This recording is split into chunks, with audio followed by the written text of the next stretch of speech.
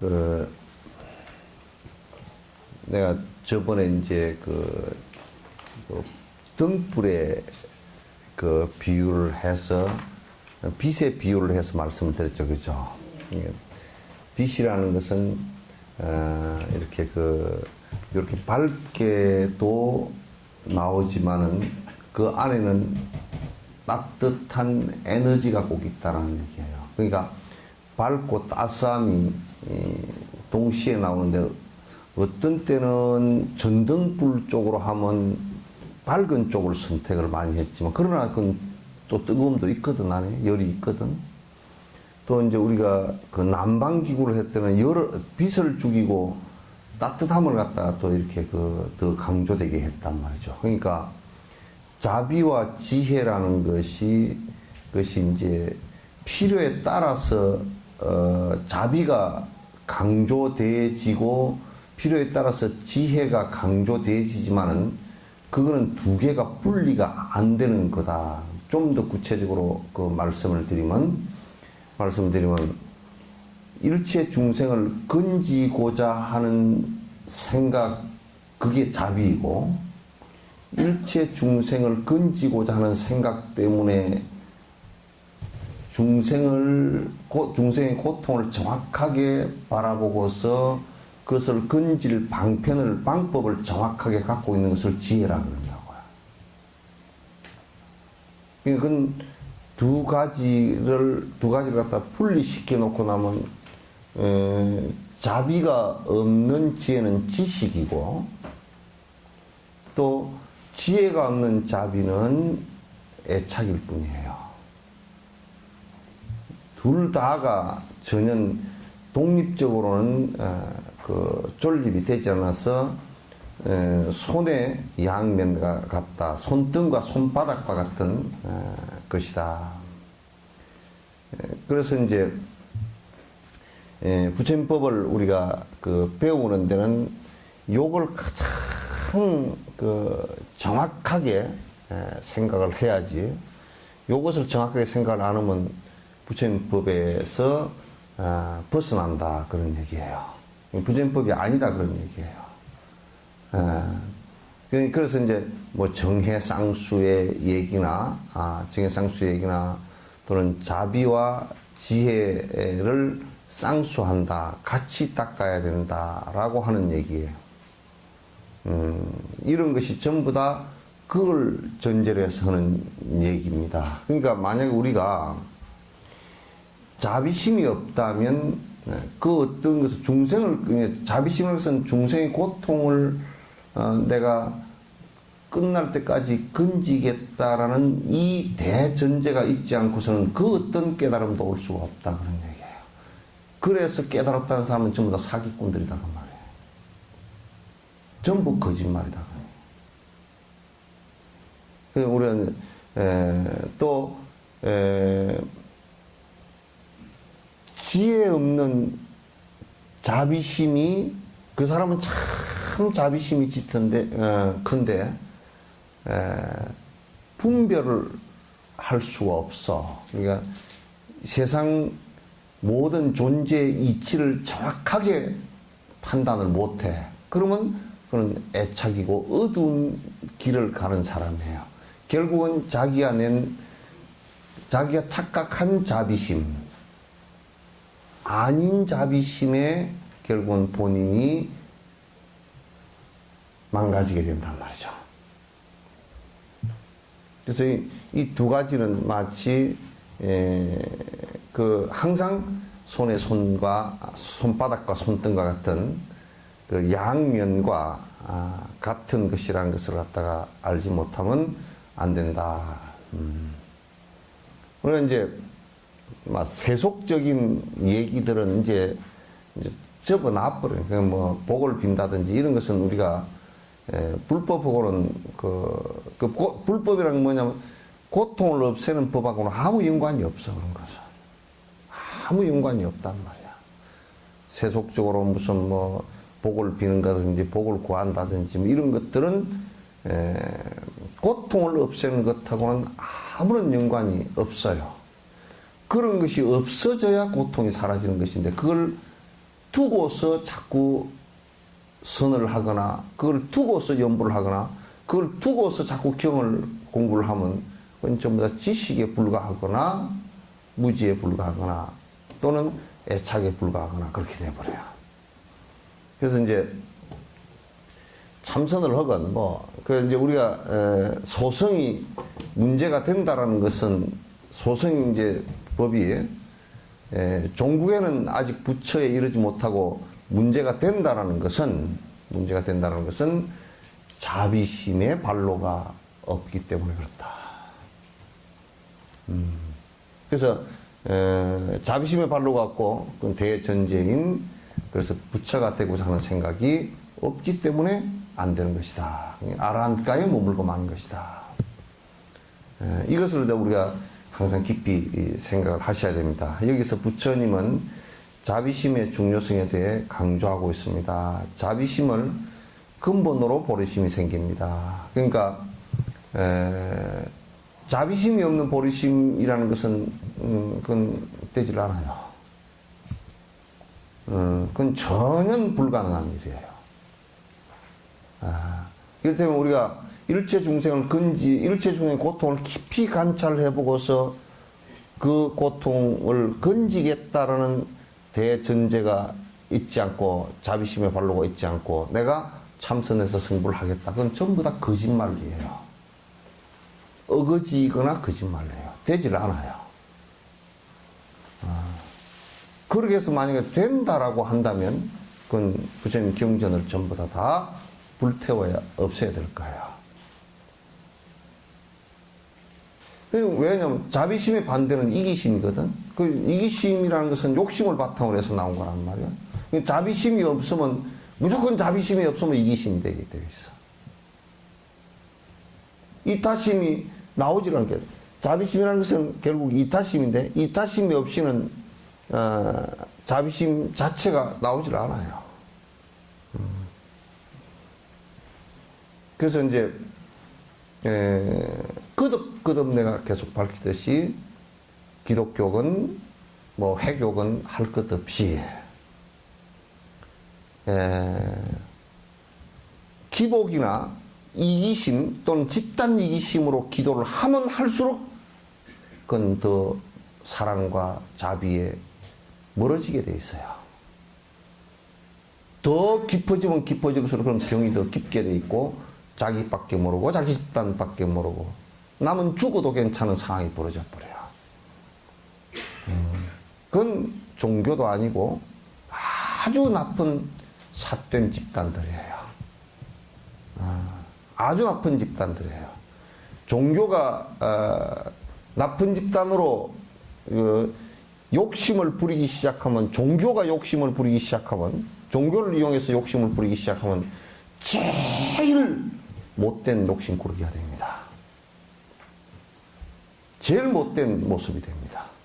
어디에도 지옥에도 더러워서 넣어놓지 못할 아주 지옥 찌꺼기가 지옥에서도 다 슬러지라 그러죠. 슬러지 찌꺼기 지옥 찌꺼기가 되어버린단 말이에요. 지옥에서 다 건져서 내버리는 찌꺼기가 된단 말이에요.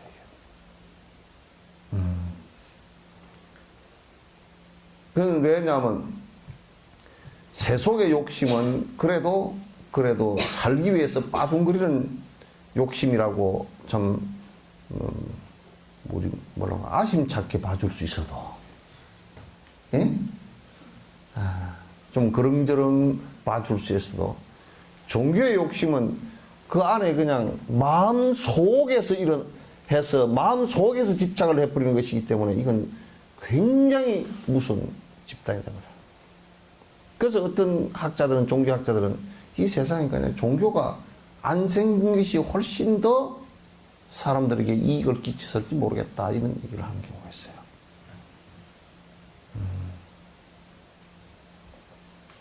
더 세상을 복잡하고 어지럽게 만들어버리는 경우가 많단 말이야. 우리가 참으로 성가에 청정하다, 성가가 청정하게 산다, 욕심 없이 사는 것을 청정하게 사는 것이라 그러거든.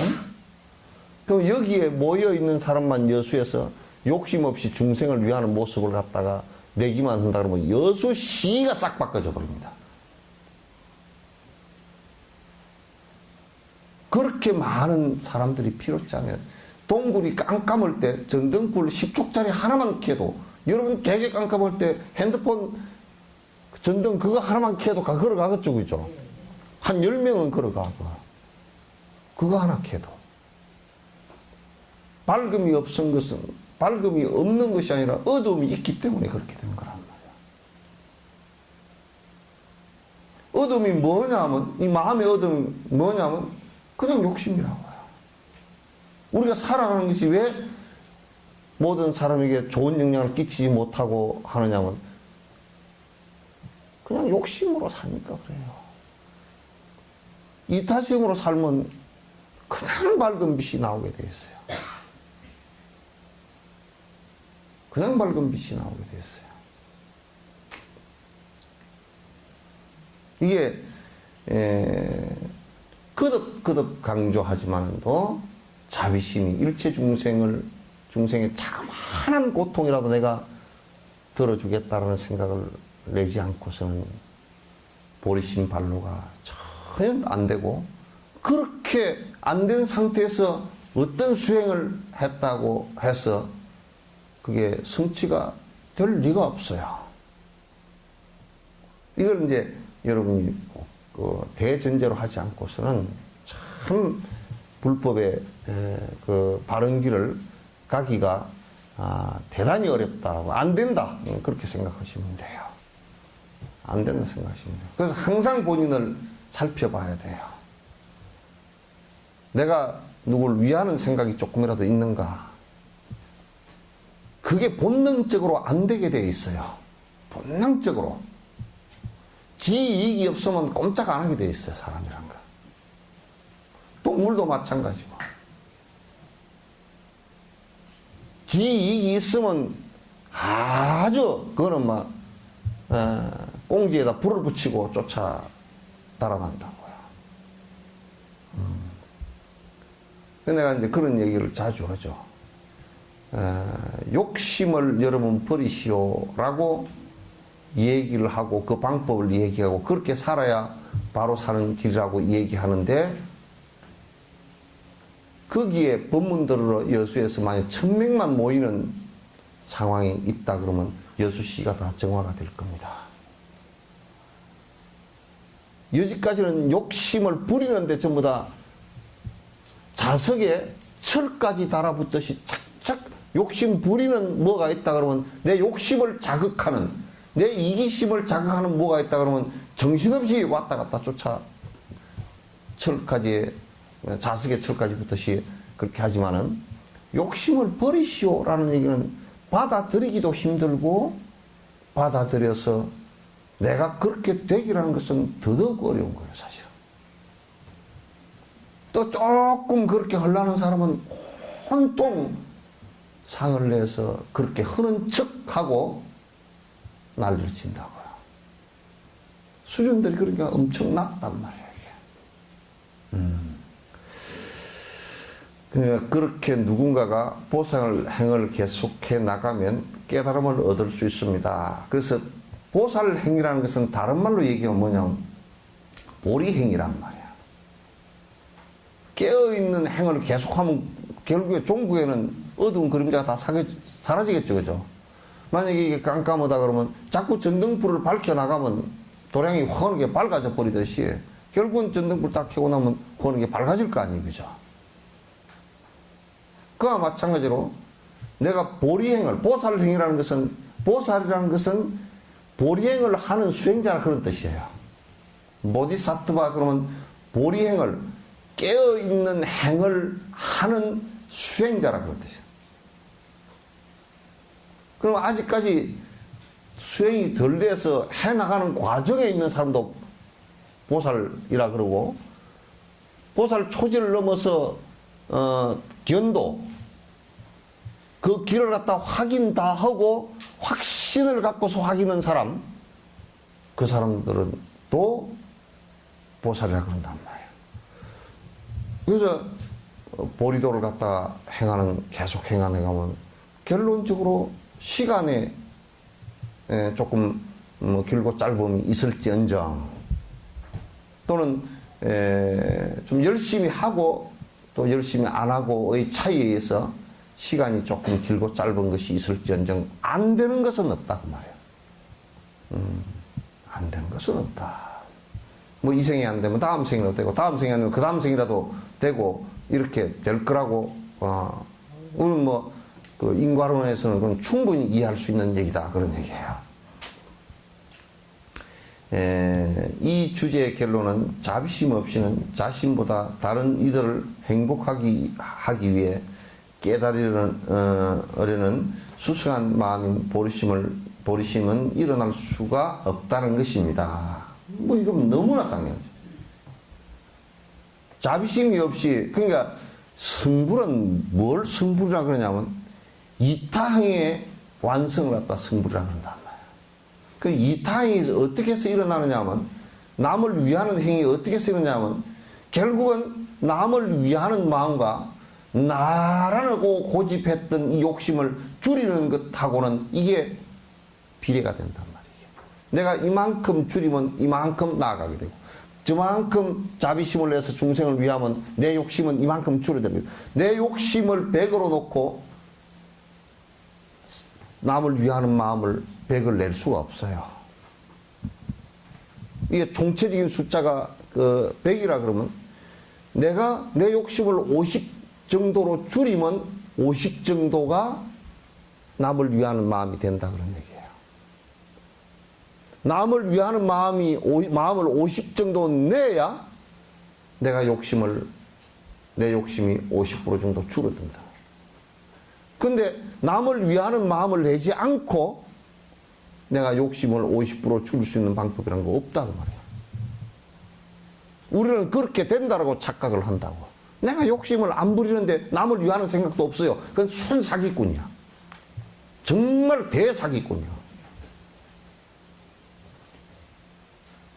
아니, 여기 손을 놔놓고, 손바닥 아니면 손등이지, 응? 나는 손바닥 없는 손등이 있어. 이렇게 얘기할 수가 없는 것과 똑같은 것이다. 그러니까, 이타심에, 저 뒤에 이 봐. 그거는 그동안 통 안 보였지? 제일 뒤에 앉은 사람. 응? 근데 어디 있었어? 예? 여기는 왜 다 비워놓고 어디로 갔어?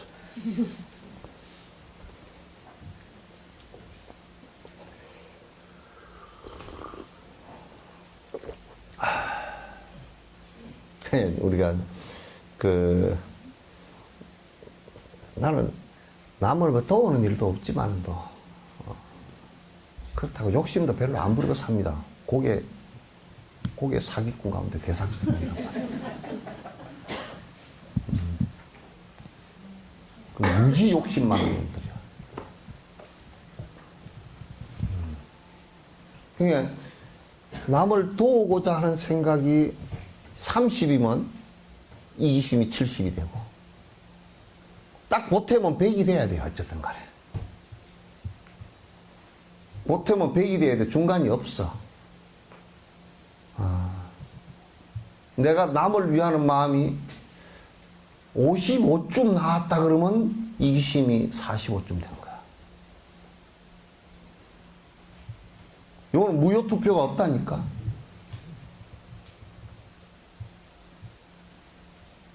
그 살펴보면 돼. 내 사는 걸 살펴보면 요거는 객관적인 수치로도 다 계산할 수 있어. 내가 돈을 갖다가 1억을 번다. 나를 위해서 얼마를 썼느냐? 한 9천만 원 썼다 그러면 1,000만 원 밖에 안 돼. 10% 밖에 남을 위하는 생각이 안 돼. 안 돼. 우선 돈으로 계산해 보세요. 돈과 여러분 시간과 이 두 가지로 계산해 보면 내가 얼마만큼 어려운 사람을 얼마나 살필 수 있고 얼마만큼 그걸 갖다 내가 지금 시간과 노력과 돈을 투자하고 있는지를 갖다 보면 그냥 알 수 있는 거야. 그냥 알 수 있어. 그러니까 수다따 같은 사람은 돈을 몽땅 벌어가지고 몽땅 부처님 절지는데 몽땅 다 그 원력이 부처님을 모셔오는 그 원력도 있었지만은도 모셔와서 거기에 수많은 수행자들이 그 나라에 계시게 되고 거기서 25년 동안 설법을 하셨는데 그 설법 하시는 것을 수없는 사람이 듣고 그 절이 유지가 된 것이 가만 보니까 기원 후 13세기까지 기원 정사가 있었으니까 13세기, 14세기까지 있었으니까 약 한 2000년 가까이를 갖다가 아니 기원 전에 600년 전에 부처님 그 절 세운 거 아니에요, 그죠? 예? 그럼 1400년, 그 2000년 가까이를 그게 그 절이 있어 수많은 도인들이 나오게 된 근간을 갖다가 그 수다타 장자가 했단 말이에요. 근데 그 양반은 절을 지으면서 그랬다고. 자기 재산 집까지 팔아가 싹 다 집어넣고 모자라가지고 친구한테 또 그 협조를 구하고 친구 두 사람한테 협조 구하고 그렇게 했단 말이에요. 근데 이제 그분이 그 다음 생에 부처님께서 수기를 그 다음 생에 아랑가를 바로 얻으리라 그렇게 이제 했단 말이에요. 그 전력을 항상 다 하는 것이 굉장히 중요해요. 그래서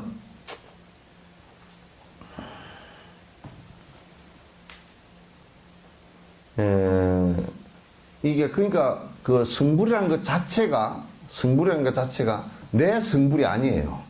좀 엄격하게 얘기하면 결론적으로 성불이라는 것이 되어 있지만은도 100% 남의 행복을 위해서 한 것 자체, 그게 완성된 것 자체를 얘기하는 것이기 때문에 사실은 내 성불이 아니라고 이게.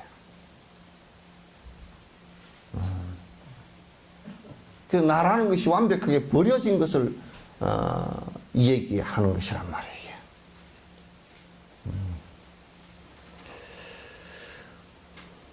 이타심이 없이는 육바라밀 같은 대승보살행을 수행하는 것은 불가능합니다. 그러니까 이타심 없이 보시행을 어떻게 할 것이며 이타심이 없이 이기심을 가지면 계율을 못 지켜요. 계율의 핵심은 이타심이 있어요. 인욕행도 남을 위하는 이타심이 없으면 못하고요.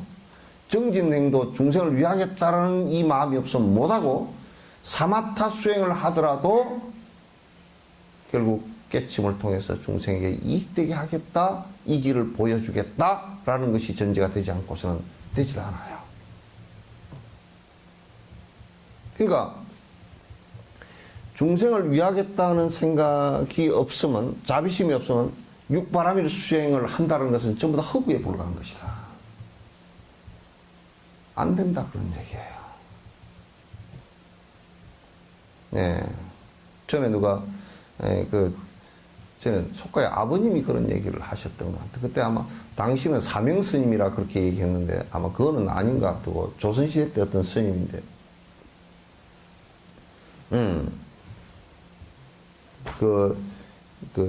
어머님이 일찍 돌아가셨어. 그래 새어머님이 오셔가지고 아기를 하나 낳았는데 이제 장사하고 이렇게 돌아오면 항상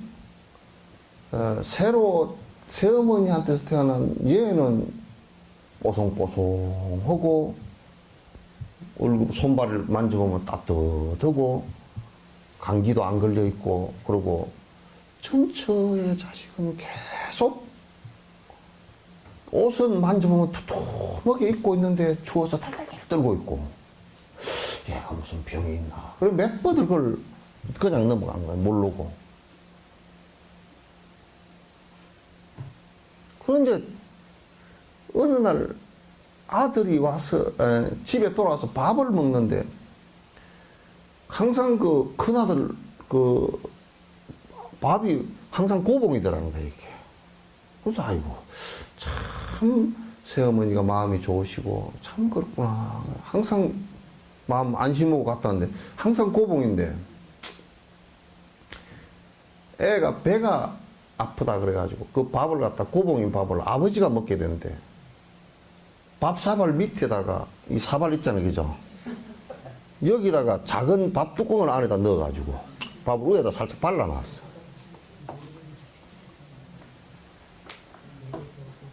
살짝 발라놨어. 그러니까 밥 2숟갈만 떠버리면 없는 거야. 자기 아버지가 왔을 때도 그렇게 하니까 아버지가 없을 때는 어떻게 했겠느냐. 그죠? 그래 이제 의심이 탁 일어가지고 얘 옷이 속옷이 두툼한데 왜 이렇게 추워서 발발 떨고 있나 하고 속옷을 보니까 지 아들한테는 속옷을 해서 입혔고 그 아들한테는 갈대꽃 있죠. 억새불꽃 있죠, 그죠? 그거는 아무리 넣어놔도 두투먹이면 이제 하나도 안 따뜻하거든. 요거는 바람에 날아가라고 그 자연적으로 그렇게 된 거라서 그 두툼하지 오히려 차 여름 옷이야 이게. 그 이제 아버지가 아들을 불렀어.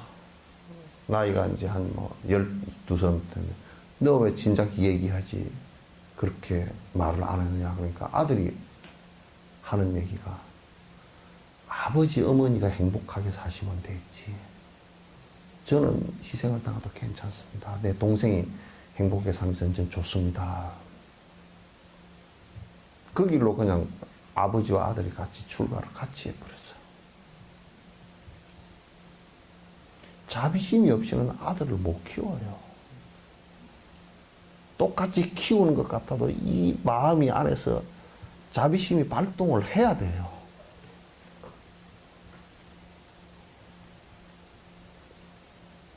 이게 안 되면 그 아이는 크지 않습니다.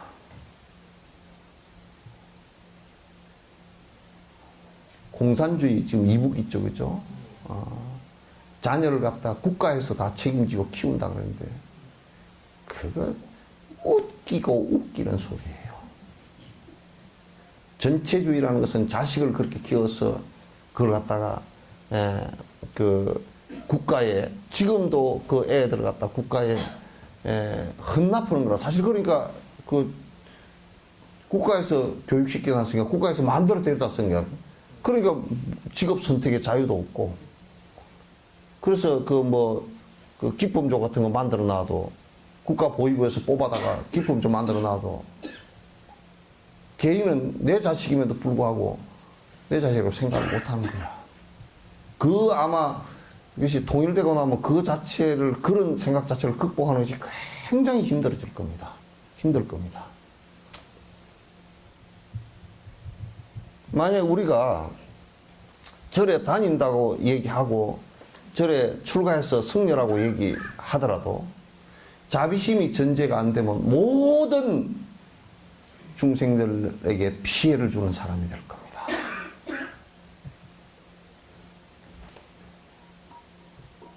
그렇게 되면 불법이 아니에요. 그냥 기득권을 위한 이익 집단에 불과한 것이지.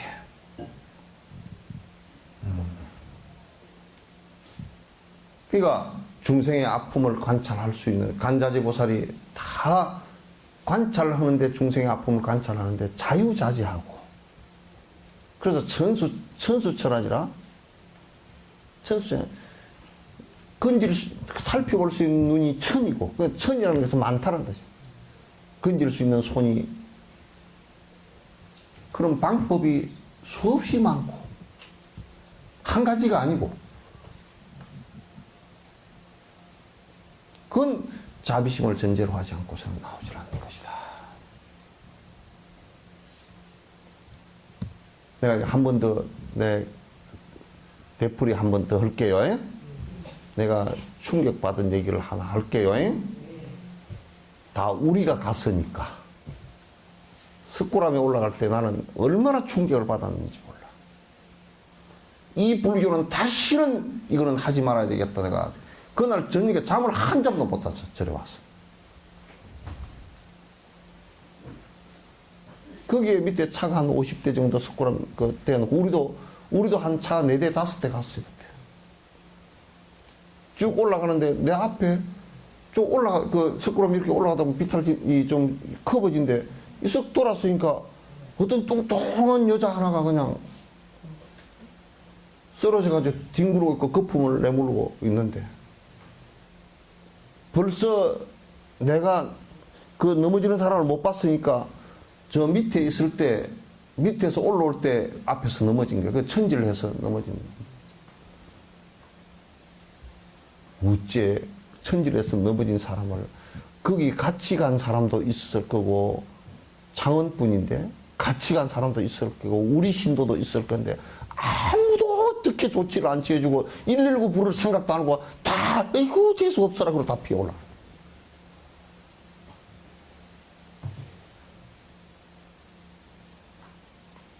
사람이 넘어져서 거품을 내물고 쓰러져 있는데 거기에 그러면서 나는 누군지를 모르겠어. 내가 이제 올라가서 보니까 이게 뭐 큰일 났더라고. 나는 그 천지를 하는 걸 몇 번 봤기 때문에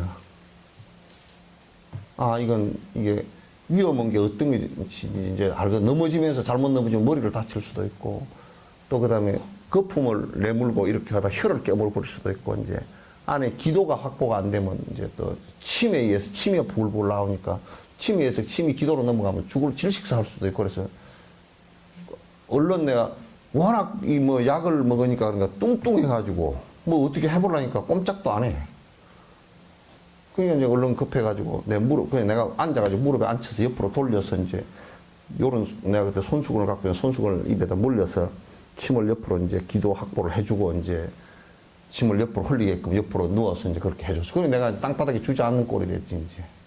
그 애도 그냥 그 뚱뚱한 몸으로 올라가다 땀이 축축 흘러가지고 한 바퀴 몇 바퀴 뒹구르 뿌려 놓으니까 막 온몸이 흙투성이가 되고 이제 그랬단 말이야.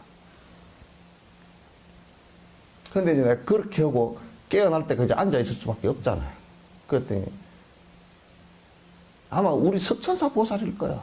턱 내 어깨를 주면 스님 재수없게 값이 달라. 누가 그랬는지 몰라. 이제 한 2, 3분 있으니까 이제 깨어나면서 얼마나 그게 부끄럽고 힘들 거예요. 그래서 그냥 내 얼굴을 보지도 못하고 그냥 막 이렇게 해서 그래서 내가 이제 손잡고 어떻게 계단을 끼워서 이렇게 옆에 이제 올라가는데 물도랑이 내려가는 그 바위 돌루에 이제 앉혀서 이렇게 이제 먼지를 털어도 땀에다 그 뒹구르 뿌려요. 이 땀에 범벅이 돼가 먼지도 털어지지도 않고 그 뭐 얼굴 이런데 뭐든 거는 그냥 이 수건 가지고 대충 닦아주고 이제 그래도 석굴암이 요만큼 있으니까 올라가서 세수라도 하고 먼지라도 좀 이렇게 옷 털어내고 가자니까 올라가자니까 그래서 내 손을 잡고서 이제 올라갔다고. 그 사이에 우리 신도들이랑 한 뭐 밑에 차 온 사람들 이제 올라가기도 하고 내려오기도 하고 계속 그렇게 했잖아요. 그러면 전부 다 가면서 아이고 이러고만 가.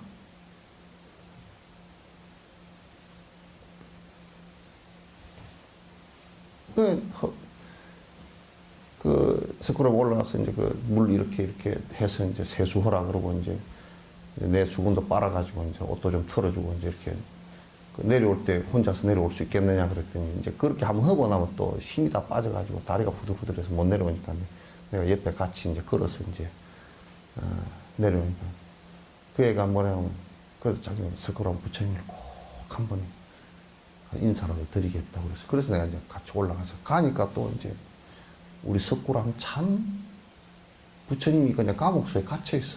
유리로 탁 해가 문도 안 열어줘. 그 앞에서 그냥 이렇게 걔는 석굴암 부처님 보고 눈물을 흘리면서 얼마나 마음에 그 한진 게 많아서 그렇게 했습니까? 내려오면서 가만 생각이 나. 가장 우리가 부처님 참배하러 가면서 가장 부처님을 모욕했구나. 나 이런 성지순례는 다시는 내가 안 간다 그랬어.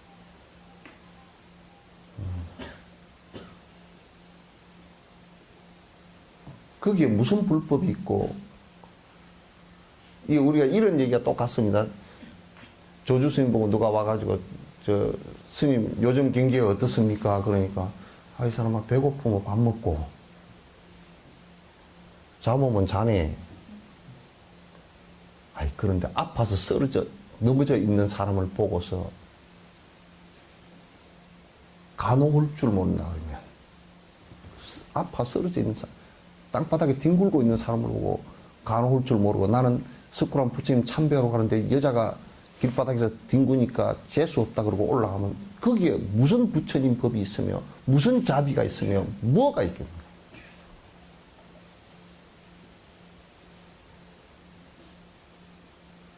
이게 우리 불교의 지금 현 주소라고요.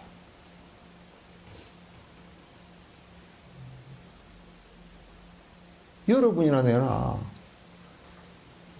본능적으로 우리가 사는 것은 얼마든지 살 수가 있습니다. 본능적인 것은. 그냥 맛있는 거 뭐 챙겨서 먹고 더 맛있는 거 찾아다니고 그렇게 할 수 있습니다. 맛있는 걸 먹을 때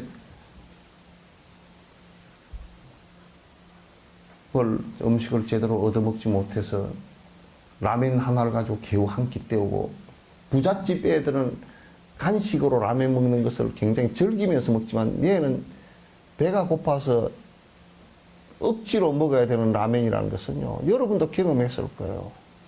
배고플 때 맨날 꽁보리밥만 줘가지고 나는 꽁보리밥만 보면 지금도 이빨이 깔린다 그런 사람도 있을 거 아니에요.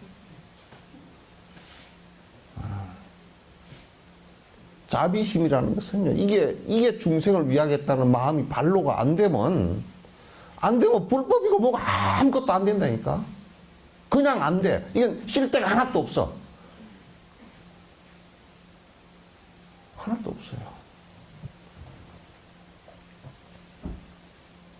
근데 TBS 스님들을 내가 존경하는 것이, 우리는 그걸 몰랐다. 우리가 가다가 뭐 지렁이가 있더니 말든지 그냥 더벅더벅 걸어가다 내가 몸무게나 적게 나가나? 내 밑에 밟혀서 살아날 지렁이가 어디 있어?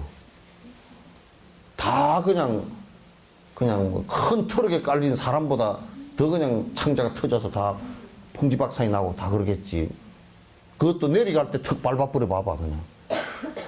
한 200kg, 300kg 무게가 밟아버린 거 아니야. 가면서 그 길에 나온 지렁이를 갖다 우리는 그냥 꼬라돈다고 내 생각만 하고서 간세음보살 하면서 가면서 간세음보살 하면서 지렁이를 갖다 수백 마리 죽이고 돌아온 거야, 이제. 생각해보면. 그게 요만한 소록길에 아스팔트가 따뜻하니까 해가 비치면 11월달에 12월달 이때 해가 비치면 그 꼬라 도는데 탑돌이 하는데 거기에 그냥 지렁이가 많이 나와 있어, 그 바닥에. 우리는 그냥 뭐 말든지 그냥 뭐 주로 생각도 없이 갔거든. 근데 가면서 보니까 모장들이 전부 다 뭐 젓가락을 나무 젓가락을 하나씩 들고 비닐봉다를 하나 들고 가. 보니까 많이 가면 이렇게 젓가락으로 지렁이를 이렇게 집어서 봉다리도 저 양반이 토롱땅에 몰라.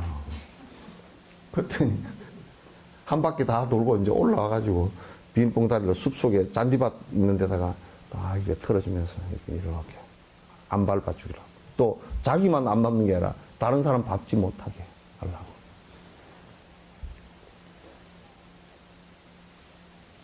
그런 정신이기 때문에 수행을 하는 겁니다. 그게 수행이에요. 그게 수행이에요.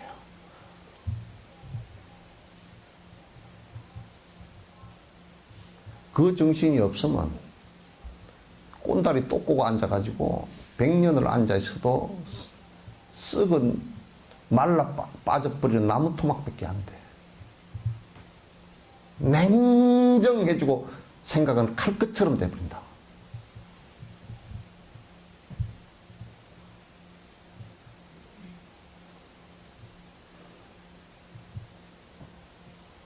그러니까 이타심 없이는 육바람 같은 대승보살의 수행하는 것은 불가능하다. 왜냐하면 육바람이를 행 그게 이타심이에요. 그 자체가. 그래서 이제 우리가 법문도 이타심이 없이 법문을 하면 지자랑만 해. 왜? 지가 잘났다고 해야 그게 이기심 아니요? 욕심이고. 지자랑만 잔뜩 해.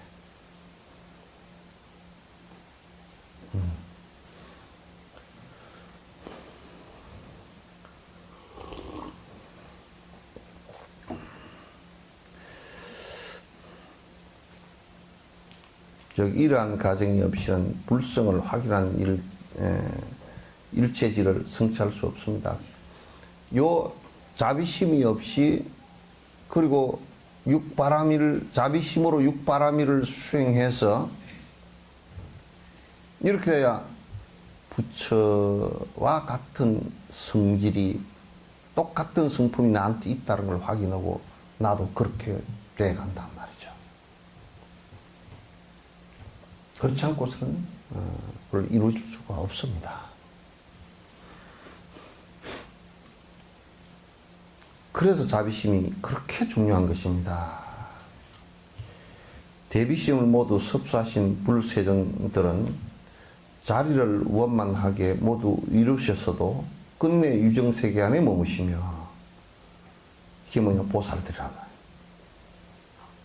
그러니까 우리가 이제 그 부처님, 스가모니 부처님이나 또는 연등 부처님이나 그냥 우리가 한국에서 견성했다는 사람이 이거 그냥 산중에 들어갔으면 이제 종적도 없이 감췄다는 건 사기꾼이란 말이야. 부처님께서 대대로 그런 적이 없어. 그런 적이 없어. 꼭 그거는 뭐와 같으냐, 어머니가 자식을 낳아놓고 도망가 버려가지고 나타나지 않는 것과 똑같은 꼬라지. 그걸 어머니라 그러기는 어렵잖아.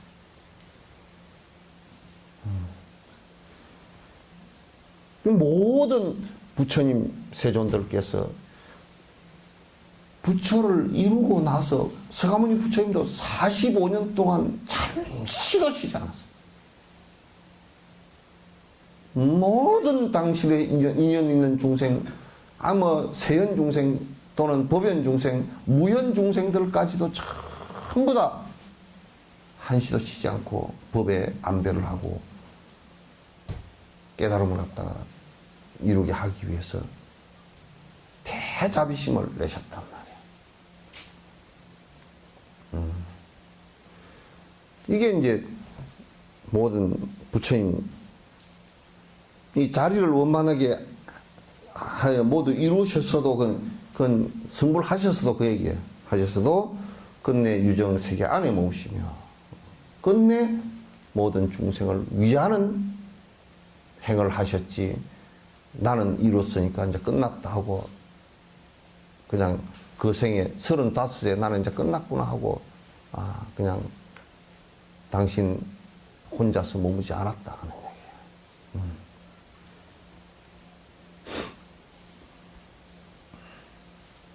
승문처럼 열반의 최고 적정체에도 들지 않았습니다. 그 아라한처럼 말이죠. 아라한처럼 그냥 열반 그 번뇌 사라진 경계에 그냥 가만히 머물러 버리지 않았단 말이야.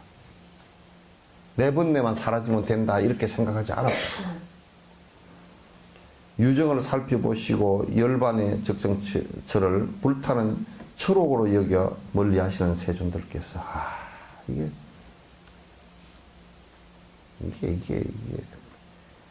요 얘기 한마디로 다 끝난 얘기야. 일체 유정이 일체 중생이 고통받는 모습을 보고 열반에 혼자 들어서 내가 내 번뇌만 다 하면 됐지라는 생각을 갖다 뭐처럼 생각하냐면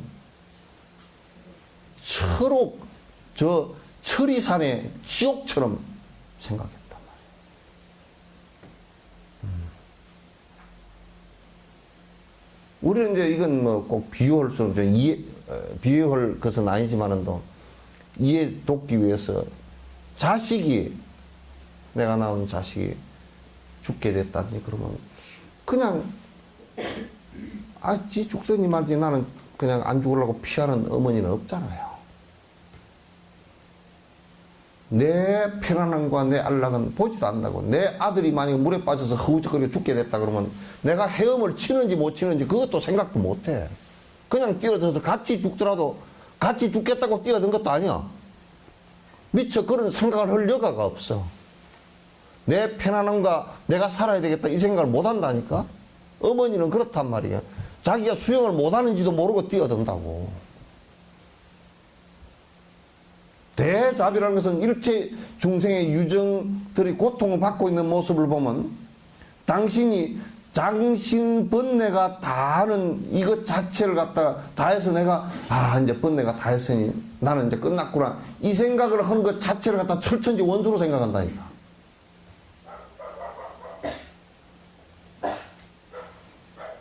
지금 이제 불교를 믿는 사람들이 조금 뭐 법회를 들으면 무슨 그래서 한다고.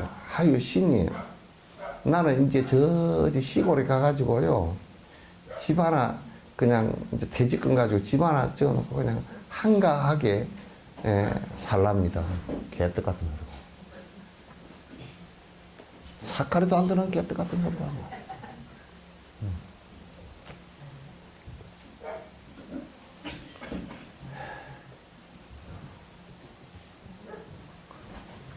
이런 생각을 갖다 이제 하는 것이 보살이고 이런 생각을 하는 것이 부처라고 말이야. 그러니까 우리 유마거사가 그랬잖아요. 언제 병이 다 나을 겁니까? 문수사리 부방자가 어떻게 해서 병이 들었습니까? 중생이 아프니까 들었지. 언제 나을 겁니까? 중생이 다 나으면 낫지.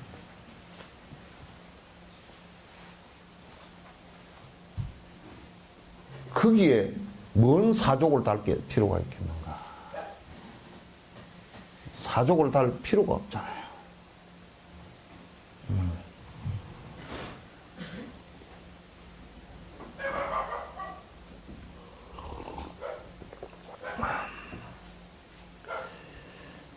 자비심을 수많은 경전들에서도 찬탄하고 있는 것으로 그 중요성은 아무리 강조해도 지나치지 않습니다. 월칭보살 짠드라키르티는 깨달음의 길에서 시작 단계나 중간 단계 그리고 마지막 단계 할 것 없이 가장 핵심적인 것은 자비심. 그러니까 처음 시작 중간에 수행하는 단계 열애를 이루었어도 다 끝난 단계에서도 오로지 자비심이 관통되어지는 핵심이다. 그런 얘기예요. 관통되어지는 핵심이다. 자비심은 모든 중생들이 고통을 당하는 것을 보고 내가 최선을 다해서 그 고통을 갖다가 풀어주려고 노력하는 것이고 심지어는 그와 내가 둘이 아니니까 내가 그 고통을 내가 받는 것과 똑같이 생각하고 내 발등에 불이 떨어졌을 때 내가 발을 갖다 털어서 얼른 불을 끌려고 하듯이 다른 중생이 고통스러워할 때 그걸 갖다가 얼른 꺼주기 위해서 발부동을 치고 노력을 하는 것을 자비심이라 그런다.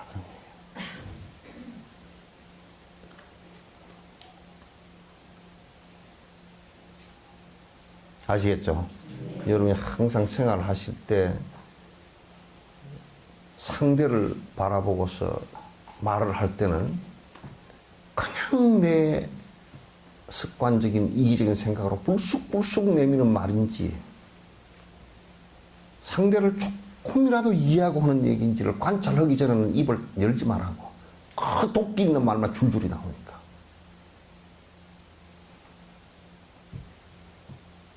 도끼 있는 말만 줄줄이 나오니까. 전부 지 생각이고 지 이기적인 습관에 의해서 나오는 말들이 되지 않습니까?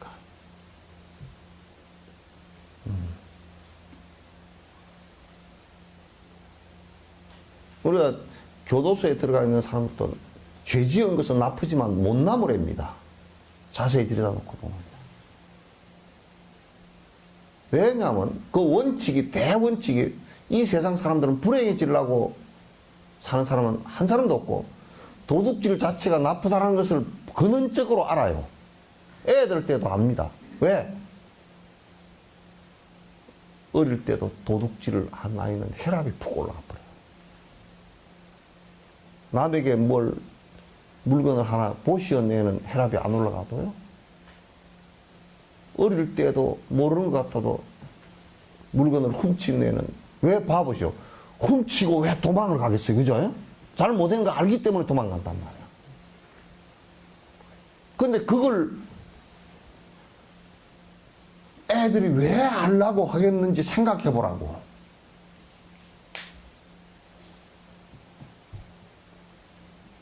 그걸 안 할 수 있는 조건이 돼 있다 그러면 절대 안 합니다. 하라 그래도 안 합니다.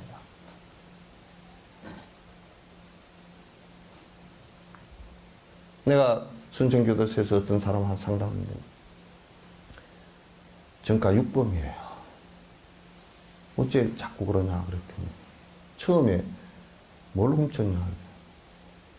부모가 없고 길거리에서 너무 배가 고파서 가게에 빵이 이렇게 쫙 있는데 아무 생각이 없이 저거 하나를 먹어야 살겠다. 그 하나를 탁 집어들고 도망을 쳤는데 하필이면 그 집 아들내미가 자기보다 더 빠른 놈이 하나가 잡혔다는 거야. 그 얼마나 두드러 맞았는지. 두드러 맞고서 그 이제 두드러 맞고서 배는 고프지. 이게 어디 얻어먹을 데는 없지. 그러니까 하다가 이제는 숨어가고 있다가 이제 깨가 하나 더 생긴 거야. 숨어가 있다가 주인이 뭐 동계산하고 뭐 안에 물건 가지러 간 사이에 막 확 훔쳐가지고 도망가. 그래가지고 이제 여러 번 훔쳐먹다가 이제 걸려가지고 교도소 가고 이제 뭐 아예 도둑놈이니까. 근데 그 아이도 먹을 것을 우리가 나누어 줬다 그러면 도둑질 안 합니다.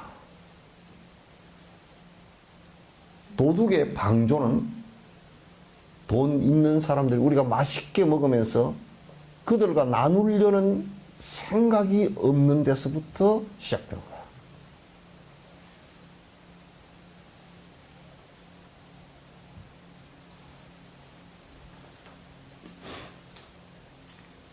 이거요. 그래서 사실은 도둑을 한 사람 볼 때마다 내가 이기심으로 도둑을 키웠구나 하는 자각이 없으면 그 사회는 강력한 검찰과 강력한 경찰과 담 높은 교도소가 있을 뿐이지 수많은 죄인을 만들어낼 뿐이지 실제 그것을 갖다가 도둑질 못하게 막질 못합니다.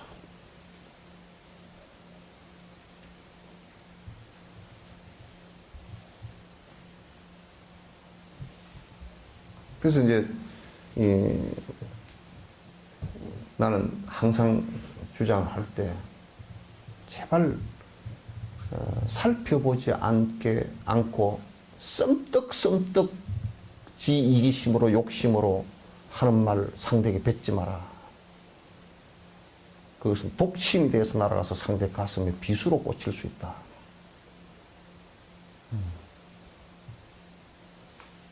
입을 다물고 깊이 관찰해 볼 수 있는 힘을 자꾸 키워야 됩니다.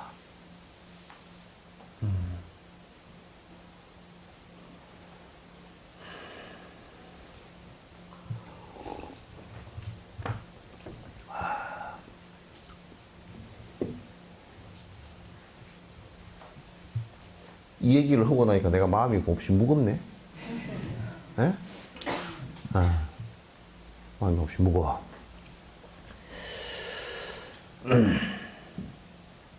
시작 단계에서는 자비심을 근본 바탕으로 해서 보리심이 생깁니다.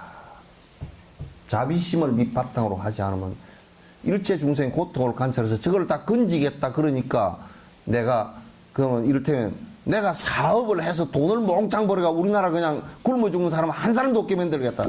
내가 조순실을 이제 뭐 그 세속에 사는 사람 가운데 나는 여러 사람이 훌륭한 사람이 많겠지만은도 내가 존경하는 한 부분이 있어요.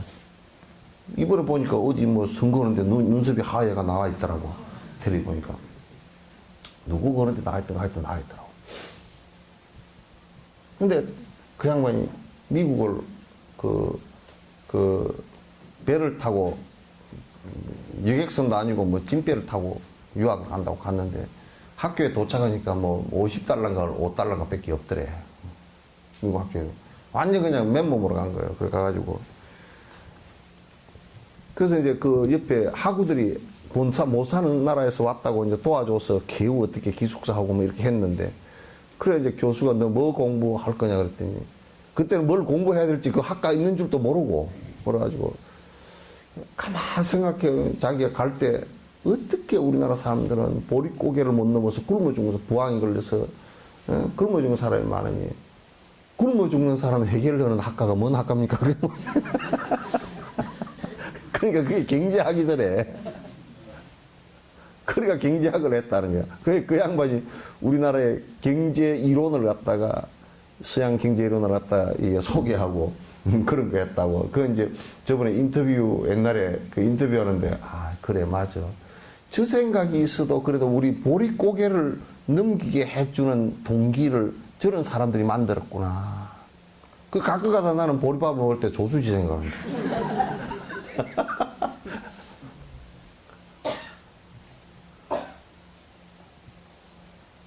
그 생각 한마디가 얼마나 지금 우리 그때 당시 6.25 이후에 굶주리고 보릿고개 넘기고 부항기 들어서 죽고 병들어 죽고 그러면서 이제 우리가 고통을 당했던 그 모습을 보고서 저걸 어떻게 극복했으면 좋을까 하는 생각을 항상 가슴 아프게 생각하고 있었기 때문에 그런 생각이 나오잖아요, 그죠?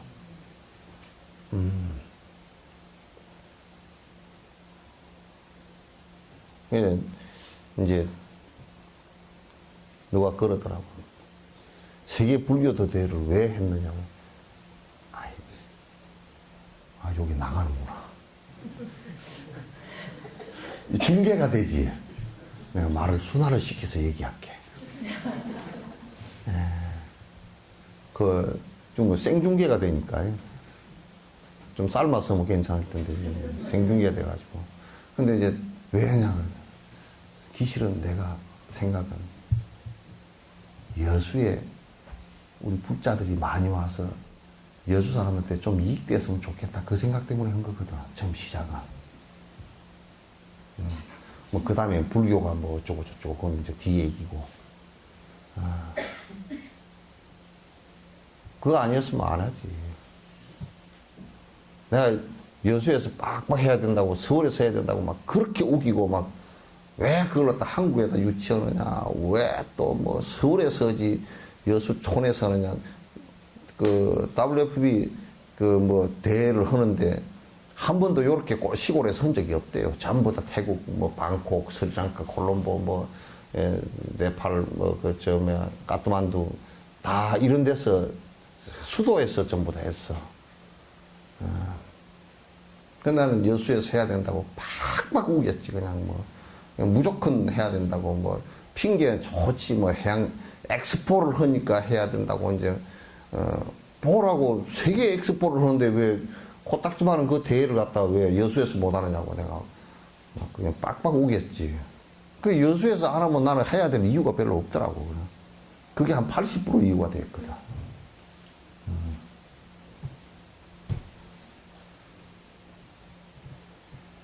그거 이제 여러 군데서 말을 잘 안 해놓으니까 괜히 그냥 그 엑스포를, 세계 불교대회를 하는 것이 무슨 세계 불교대회 가지고 석천사 무슨 이익이 있으면 아무것도 없잖아요. 돈만 더 들어갔지.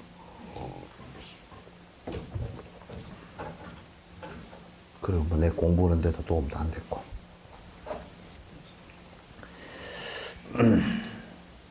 또 보살이 마지막 목적을 이루려면 육바라밀을 수행하는 것은 필수적입니다. 그러니까 자비심을 냈다. 그러면 이제 그 자비심을 확대시키는 방법이 육바라밀이고 사무량심이고 사습법이란 말이야. 그걸 확대시키는 방법이야. 그게 이루어져야 자비심과 보리심이 점점 확대가 되지는 것이지.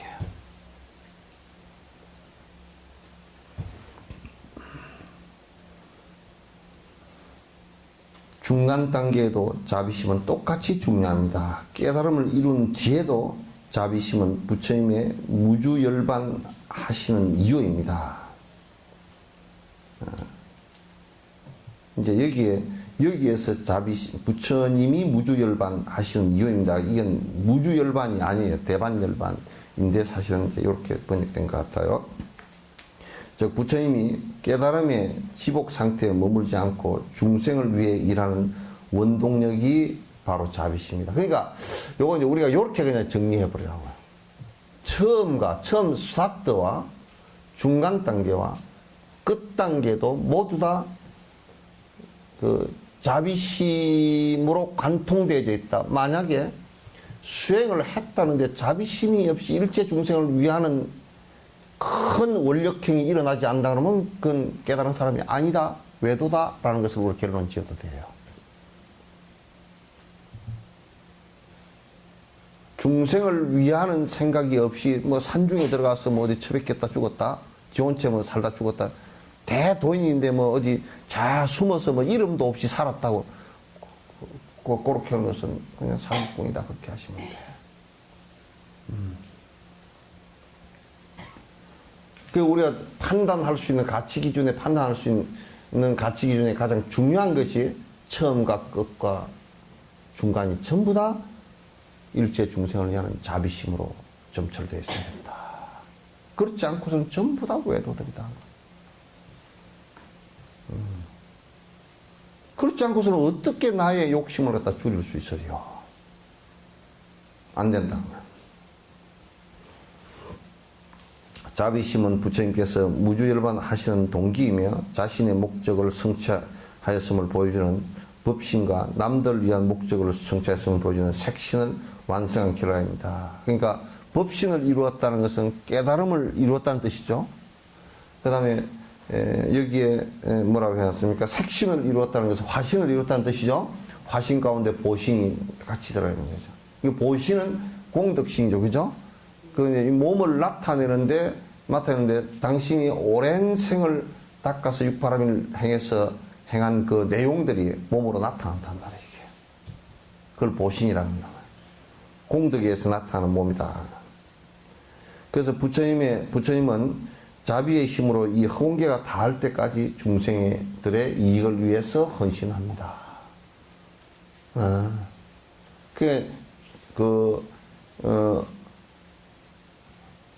진법계 허공계, 그러니까 이 세상이 다하고 이 허공이 다할 리는 없잖아요, 그죠? 허공이 다할 때까지, 그러니까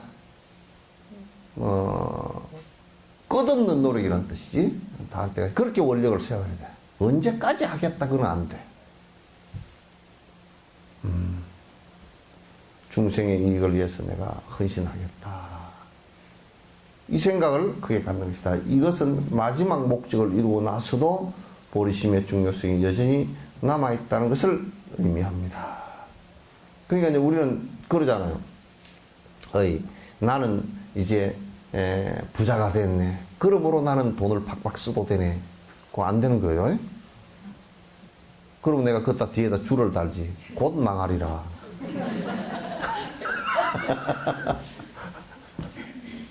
요즘 어떤 놈들이 요즘 뭐 수행 풍토가 이상하게 돼가지고 나는 견성을 했으니까 술을 퍼먹고 다녀도 된대.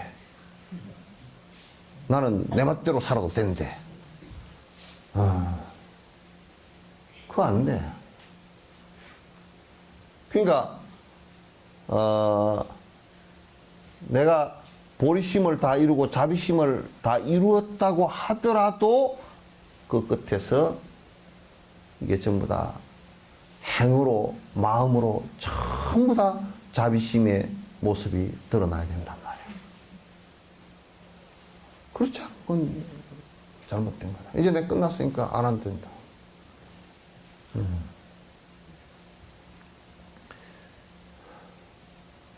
카밀라 신라께서 인용하고 있는 월칙모사를 짠디라키르티의 다른 논문에서도 이 주제에 대한 정당성을 뒷받침하고 있으며 또한 대중들에게 많은 설득력을 얻고 있습니다. 월칙보살이라는 분이 대단한 분이었어요. 이 어른이 까밀라 신라 이 말씀뿐만 아니라 월칭보살 이런 분들이 다 그 논에서 이렇게 그 강조를 하셨다. 이건 부처의 말씀과 똑같은 얘기다. 일반적으로 불교의 전통에서는 어떤 특정한 철학적 견해가 경전의 근의 자체만으로 증명되는 것은 아닙니다. 그러니까 어떤 수행 방법이나 이런 것이 요 경전이 부처님께서 하신 말씀이다. 그래가지고 그게 그냥 부처님께서 하신 말씀이니까 절대적이다. 이렇게 얘기할 수는 없단 말이야. 부처님께서도 12부경을 얘기할 때 전부 다 얘기한 목적들이 달라.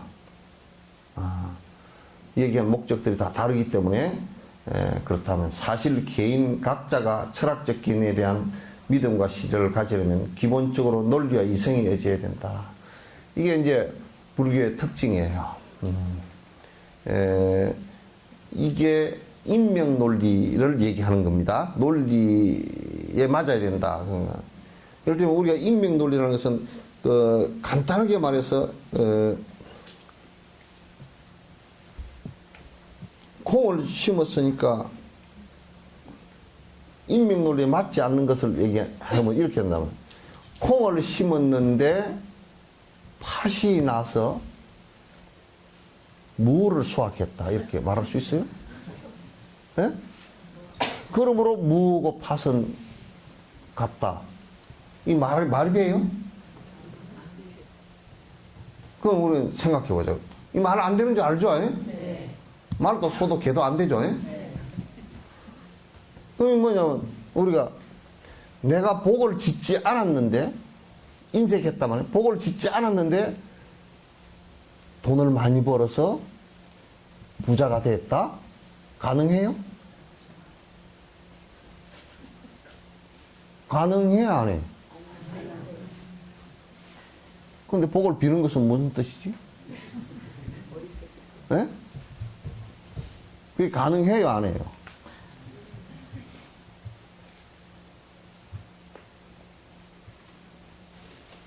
근데 저 사람은 아주 주먹을 잘해가 맨날 뭐 한 대씩 쥐어박아 남을 쥐어박았다. 그런 거로 그 사람은 모든 사람이 존중해서 잘 살았다더라. 그게 말이 돼요?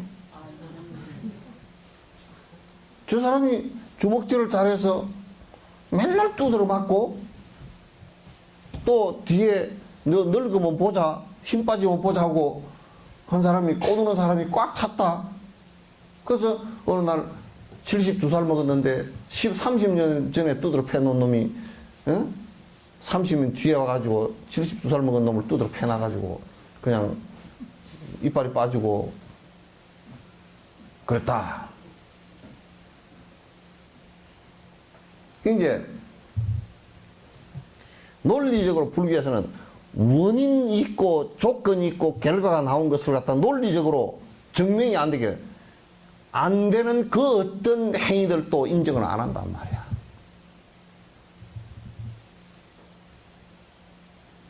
그래서 이제 뭔 얘기냐면 내가 짓지 않은 그 어떤 인과도 나는 받지 않는다. 따라서 내가 선행을 하지 않았다 그러면 그 어떤 행복의 인과도 받을 수 없고 내가 악행을 저질렀다 그러면 그 어떤 지은 악행의 인과를 갖다 내가 피할 방법이 없는 거야.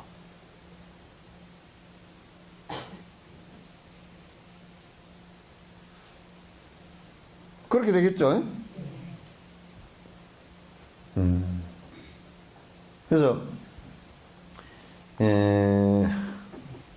꼭 이성적인 판단과 논리에 의거를 해야 돼요. 그게 안 되면 불법은 아니에요. 그러니까 성불을 하는 것도 그냥 막연하게 이래도 성불이 되고 저래도 성불이 되고 그런 거 없어요. 성불의 원인을 그게 가져야 되고 성불의 조건을 만들어줘야 되고 그래서 성불의 결과가 나오는 거야.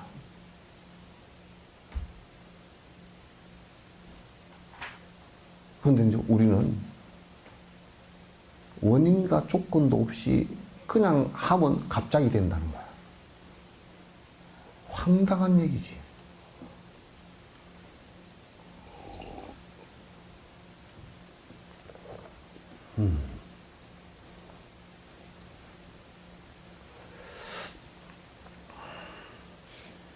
지식의 대상들은 폭넓게 분명히 드러난 현상과 부분적으로 감춰진 현상, 그리고 완전히 감춰진 현상으로 분류할 수 있습니다.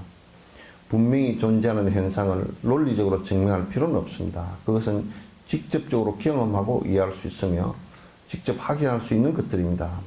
부분적으로 감춰진 현상은 직접 경험으로 확인할 수 없기 때문에 논리적인 적용이 필요합니다. 이때 분석의 대상은 경험을 바탕으로 하는 추론에 의해 인식할 수 있습니다. 추론은 또한 인식이라는 목적을 이루기 위해서는 여러 단계의 논리적, 즉 논법이 필요합니다. 이 입문 단계에 있는 사람은 완전히 감춰진 현상을 과학적 논리나 합리적 추론만으로 이해할 수 없습니다. 이러한 현상은 우리의 경험으로도 증명하기가 곤란합니다. 바로 이런 경우 믿을 만한 경전에 의지하는 것입니다. 이거 아주 중요한 얘기예요. 우리가 이제 완전히 드러나 있는 현상은 우리가 그냥 그건 설명할 필요 없이 완전히 드러나 있는 것은 이를테면 이영자 보살님은 할머니가 됐다. 그거 다 알죠? 예? 예? 그럼 몇 살이요? 72이요? 예? 3살이요? 그러니까 왜 할머니가 됐느냐? 아니 나이도 있지만 손주가 할머니 그랬기 때문에. 그거는 알아. 그거는 얘기 안 해도 알겠죠? 예? 그 완전히 드러나는. 그런데 이제 이를테면 머리가 검은 것이 완전히 드러난 거예요? 안 드러난 거예요? 머리가 검정색 머리다 그러면 맞아요? 사탕 넣고 말하지 말고. 머리가 검정색이다 맞아요? 예. 아니요. 아니 뭐 흰머리 그런 거 놔두고 하여튼 검게 보이는 것은 검정색이 맞아요? 네. 그런데 이게서 이제 숨어 있는 것을 갖다 우리가 알라 그러고 머리가 검정색이라는 것은 표피적인 얘기란 말이야. 표피적인 얘기. 그럼 이제 내가 이제 머리가 검정색이 아니라는 걸 증명해 볼게. 자, 첫 번째. 깜깜한 밤중에도 검정색이요? 아, 얘기해봐. 빛이 하나도 없는 데서 검정색이요? 머리가? 아, 그러면 틀렸네, 벌써 답이.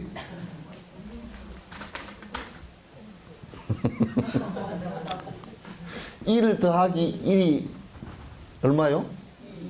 2죠? 네. 그러면 3이라 그러면 맞아요? 안 맞아요? 1이라 그러면 맞아요? 안 맞아요? 안 맞죠? 네. 그와 같이 여러분들께서 지금 머리를 검정색이라 그랬는데 답이 2개, 3개가 나올 수 없죠? 네. 여러분은 검정색이라고 답을 했어요? 네. 근데 깜깜한 밤중에 보니까 무슨 색이에요? 모른다.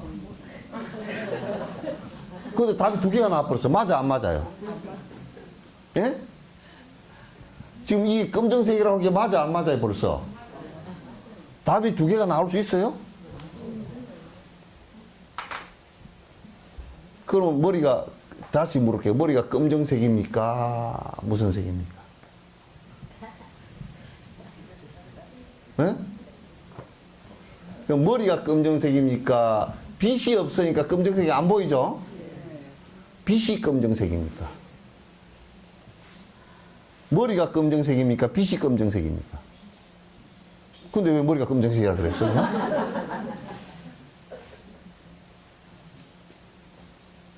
그러면 머리가 검정색이라는 것은 이 머리 속에 머리 자체가 검정색이 아니고 빛이 비추어졌을 때 다른 빛깔은 전부 다 흡수해버리고 검정색만 반사를 한 거란 말이야. 반사하는, 검정색을 반사하는 물질이 거기에 있어. 자, 그러면 머리가 검정색입니까? 반사하는 물질이 검정색입니까? 또 말을 바로 해.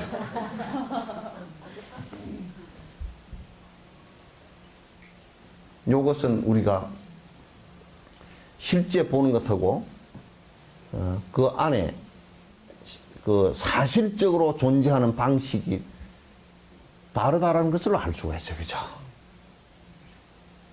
그죠?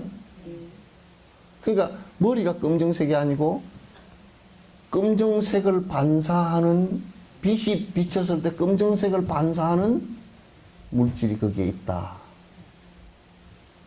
라는 것은 우리가 일단은 우리 눈으로는 확인이 안 되지만도 추론으로 가능하죠. 그죠?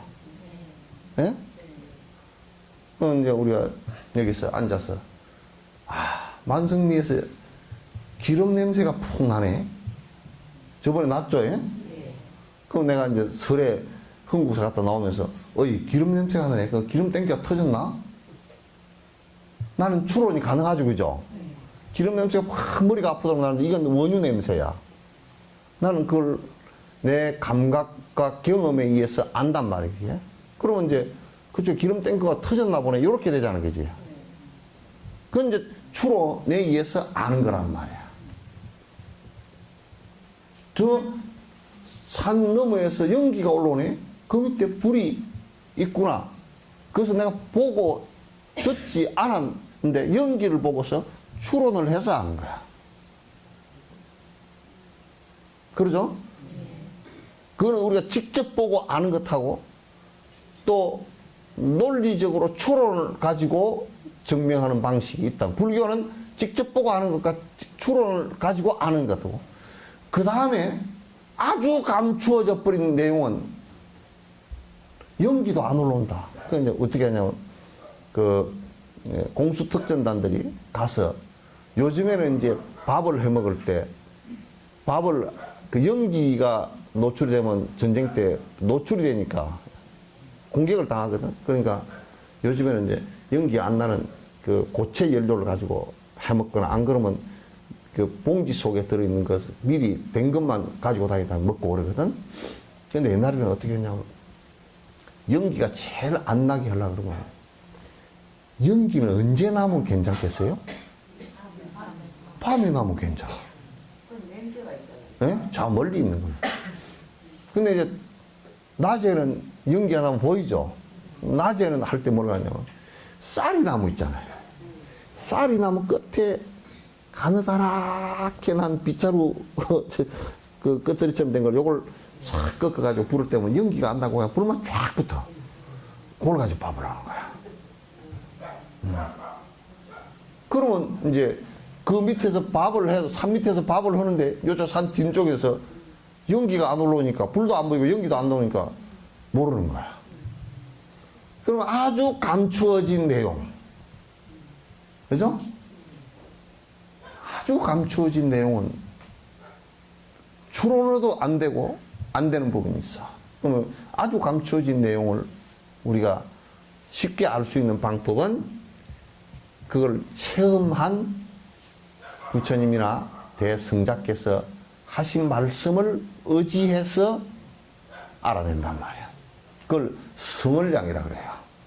그러니까 혈량, 지금 이게 인명 논리에서 지금 얘기하는 거예요. 그러니까 직접 드러난 것은 직접 보고 하는 거. 그 다음 비량. 요것이 있어, 요게 난 거 보니까 그것의 원인은 무엇이기 때문에 그걸 아는 것. 의사들이 대부분 비량을 가지고 많이 알아. 직접 내시경을 가지고 확인하는 것도 있지만도 비량을 가지고 지금 이런 증세가 나타날 때는 어떤 것이 병이 있을 것이다 라고 추론을 해서 확인을 한단 말이에요. 이제 그런 것처럼 그렇고, 그 다음에 아주 숨어버린 것은 잘 못 찾아. 그러면 이제 이건 성을량이라고 해서 그 부분에 도달한, 일체 종지를 이루어서 도달한 사람의 말을 듣고서 그게 있었구나. 그건 부처님께서 말씀하신 것인데, 핵심적인 가장 중요한 것은 공성이란 말이야. 그 전에는 사람들이 뭔가 변치 않는 어떤 것이 있다라고 생각을 했던 거야. 아무 증명할 수도 없는 것들인데. 그러나 부처님께서 이제 일체종지를 이루고 나서 보니까 그런 것은 없다 그런 얘기야. 모든 것은 인과 연에 의해서 일어난 조건들의 모임일 뿐이다. 그래서 온 그래 쌓여서 이루어졌다 그렇게 얘기하는 거예요. 그냥 믿을 만한 경전에 의지한다는 것은 성인의 말씀에 의지한다는 뜻이죠, 그죠?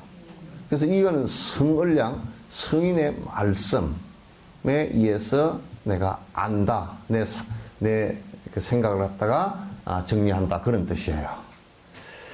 먼저 권위 있고 믿을 만한 그 경전의 가르침이 있어야 합니다. 마찬가지로 유효하고 믿을 만한 스승의 가르침으로서 이것이 증명되어야 합니다. 경전의 권위는 직접적인 인식에 입에되지 않는 분명한 현상에 대한 가르침이나 추론에 입에되지 않는 부분적으로 감춰지는 현상에 대한 가르침, 그리고 믿음의 근거에서 추론적인 인식에 입에되지 않는 완전한 감춰지는 현상에 대한 이중 삼중의 분석에도 틀림이 없어야 됩니다. 그러니까 이게 뭐냐면 혈량으로 들여다봐도 옳고 비량으로 보더라도 맞고 성인의 말씀에 비추어 봐도 맞아야 되니까 크로스 체크가 되어서 전부 다 맞아야 된다. 그런데 우리가 이제 보통 얘기할 때 우리가 고집하는 생각들 있잖아요, 그죠? 그러면 사실상 다른 것하고 비교해서 그러면 이게 옳은 사항이고 부처님 말씀과 비추어 봤을 때 옳은 얘기냐라고 했을 때 옳지 않으면 자기 고집일 뿐이다 그런 얘기야. 그건 자기 고집, 그건 맞지 않은 얘기다. 대부분이 이제 수행을 했다는 사람이 그런 자기 고집 속에 빠져 있는 경우가 상당히 많아요.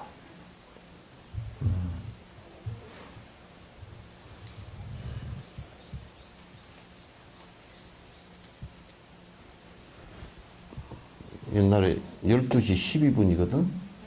12 사태가 일어났거든.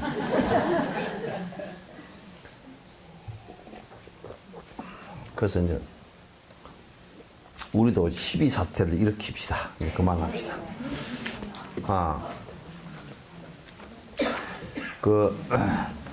내가, 초팔 얘기를, 내 충수님 오신다는 얘기 안 드렸죠? 예? 예? 예? 어저께 이제 초하루 날 얘기했는데, 내 충수님께서 불란스 가시는 거고, 그쪽 기도 일정은 늦추고 불란스 가시는 거 취소하고 일로 오신다고 그랬어요. 그래서 이제, 초파일 날, 잠깐만요. 초파일 날, 이제 전야제는, 좀 억지 춘향이 있어서 쉬도록 하고,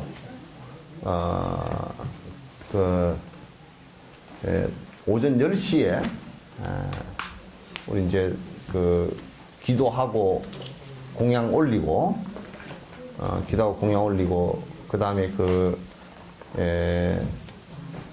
티벳의 내충 스님께서 같이 한 5분 정도 오실 거거든요. 오실 거니까, 기도 이렇게 스님께서 이제 한 1시간 정도 하시고, 이제 법문 하시고, 그 다음에 욕부를 하면서 이제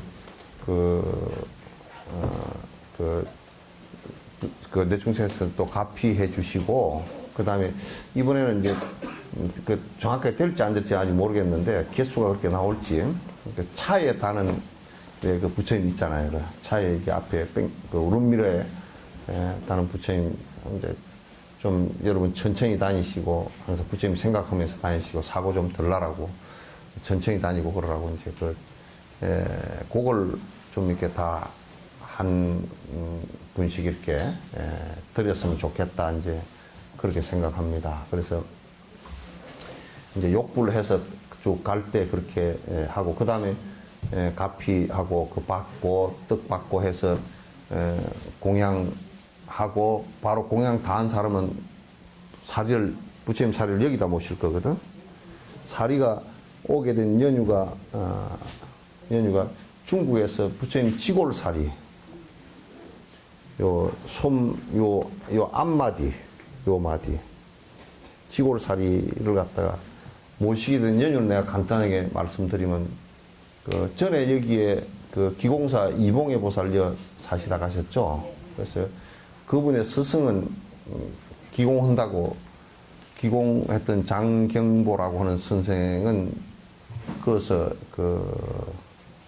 잡아서 죽이려고 그러니까 이제 미국으로 도망가서 갔는데 미국에서 그냥 교통사고를 위장해서 살해를 해버렸어요. 기공 능력이 대단한데 이제 그분도 그 양생익지공이 중국에서 그 제자가 수십만이 넘었거든요. 이제 그렇게 이제 됐는데 이분은 다른 데로 얼른 피신을 가가지고 이제 안 잡히고 그렇게 이제 또 그 중국은 재밌대. 그 호적 세탁을 해보면 이성에서 저성에서 가면 몰라 잘. 어쨌든 간에 이제 그렇게 해서 어떤 분을 아픈 분을 치료를 하게 됐는데 이제 낫게 됐는데 그분이 중국에 이름을 밝힐 수 없는 실력자야. 밝히면 문제가 되는 실력자야. 그래서 이제 그분께서 신심이 아주 장하시고 그래서 그분이 문화혁명 때 이렇게 사리를 모셔뒀던 그래서 문화혁명 때 탑을 전부 다 막 훼손하고 그래가지고 사리함이 나뒹굴고 그럴 때 이제 그분이 전부 다 수습을 해서 했는데 지골 사리도 그때 이제 나온 거라. 이게 자기네들이 그 말을 못 한대 지금 공산당이 원죄가 있기 때문에. 그래서 이제 딱 그냥 이 구설처럼 된 게 아니고요. 그냥 요 부처님 손가락 마디 뼈예요.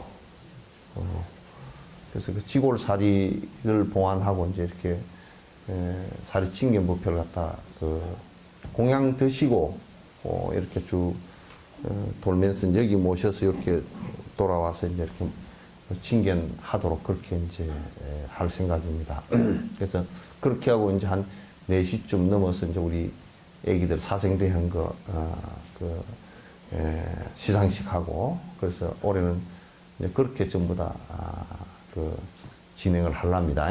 하고 이제 그래서 그 오후에 그렇게 하는 것은 뭐 그날 전부 다 촛발 다 각자 절에 소속된 절에 가니까 다른 데 다니는 사람들도 사리 그럼 이틀 살 징계는 안 하고 그날 하루만 할 생각이에요. 하루만 집중적으로 해서 뭐 순천이나 또는 그 광양이 좀 가까우니까 오셔서 다들 칭견하시는 것은 좋을 것 같습니다. 그렇게 이제 하고 그 다음에 25일 날은 불교예술제를 하는데 시에서 한 1,300 정도 지원이 있고 뭐 좀 더 많으면 좋은데 이제 그렇게 되지 않아서 자그마하게라도 꼭 이제 이걸 이어서 내년도 정도에는 좀 불교예술제를 키워서 이쪽 지역에 좀 불교 예술을 통해서 저변을 갖다 이렇게 좀 확대시키는 그 노력들을 해야 될 것 같습니다. 그래서 올해는 작더라도 이렇게 좀 할 생각이에요. 그래서 25일 날 그날 무슨 요일인가? 응?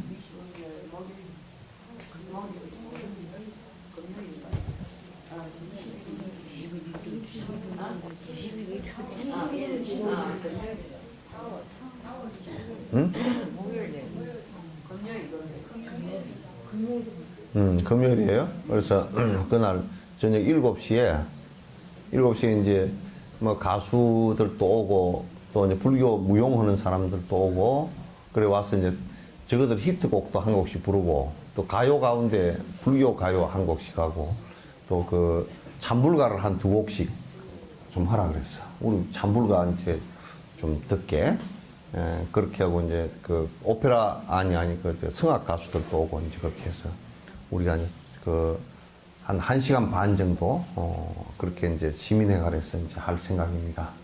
그렇게 생각하시고 주변 분들에게 이제 다음 주쯤 이렇게 오면 좀 더 초청장 다 들고 그 다음에 뭐냐면 안내장 띄울 때 그 안에 전부 다 이렇게 드릴 테니까 다 갖고 오십시오. 예? 갖고 오면 그날 경품을 하려고 그래. 자동차인데. 예? 장난감 자동차 말고, 예? 그래서 어쨌든 그때 전부 다 나와서 또 우리가 썰렁하지 않게끔 그렇게 좀 해주시면 고맙겠습니다. 그리고 지금 강양에 범일 스님이 여기 절이 그 희한하게 뒤에 이게 탑이 그 뒤에 탑이 전라남도 문화재예요. 그래서 이게 고려 때 된 탑이에요.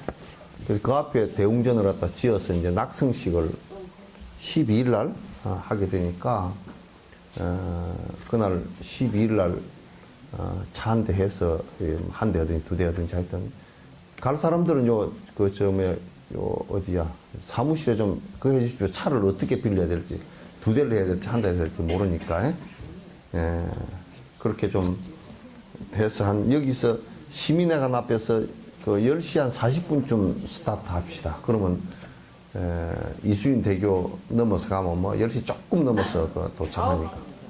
아니 9시 40분. 10시 40분이 아니라 9시 40분쯤 그렇게 출발하도록 그렇게 하겠습니다. 그러니까 가실 분들은 요 사무실에 좀 연락해서 좀 인원 체크를 좀 하십시오. 예. 그렇게 합시다. 끝내겠습니다.